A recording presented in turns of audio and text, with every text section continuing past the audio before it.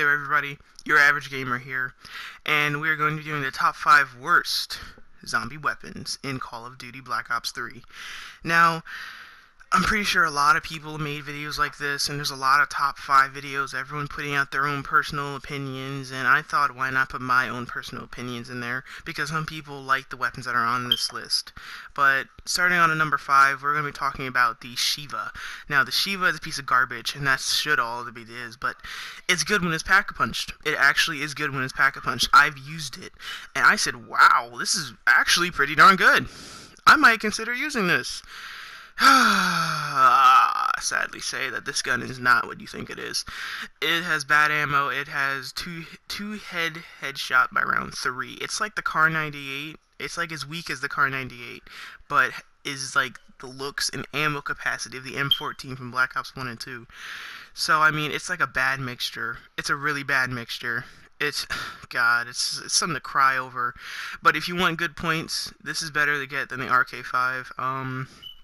Both are good when pack-a-punched, but overall, not a good gun to get. Now moving on to our number 4 spot on the list, we're talking about the Pharaoh. You're going to see it in a second in this footage. I hit the box, I saw the Pharaoh once, and then I saw it again. I was like, oh, this is perfect. I was like, that was one try. I'm being honest, that was one try. And I got the Pharaoh. I was like, look at this. But the reason why I put the Pharaoh on this list for being bad is because of its low damage, loses ammo too quickly, lack of a lot of ammo, and after like round 15 it takes almost a whole magazine to kill 2 zombies. It's bad also when it's pack-a-punched, or else I would have not even considered putting it on this list.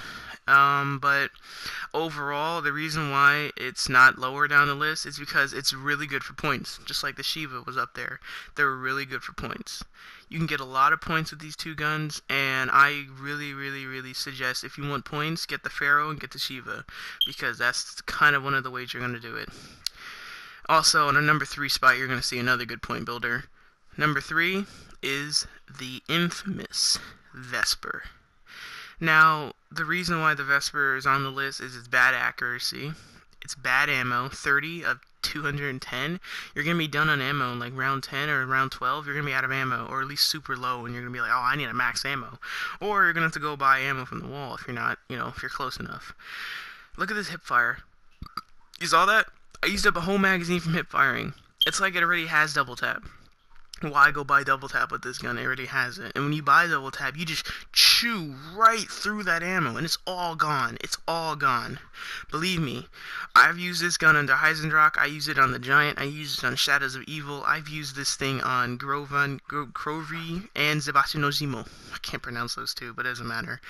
Anyway, number 2 spot, please. And number 2 is the Bowie Knife. Now, the Bowie Knife is number 2 because it gets you points, but it's ineffective really after round 12 because it's a 2-hit knife on zombies. And with a Bowie Knife, you're suggesting like that knife is like the size of my head, so I can just the size of my neck, so I can just lop the zombie's head off and hit them at their neck. Wrong. This thing is only good for dogs. The first 2 set of dogs it's great for.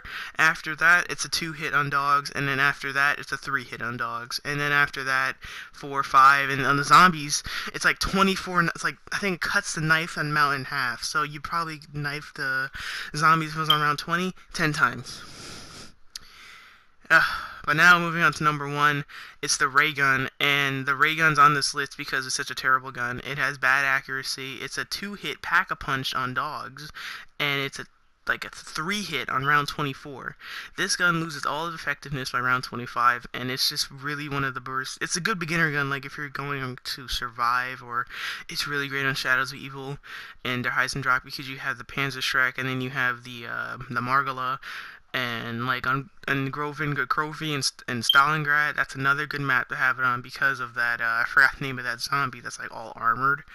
And like the ray gun's good for those earlier rounds when those big boss dudes come and they're coming to kill you and your friends, and you can take them out now because you have the ray gun, or a really good shotgun like the Breachy or the Haymaker.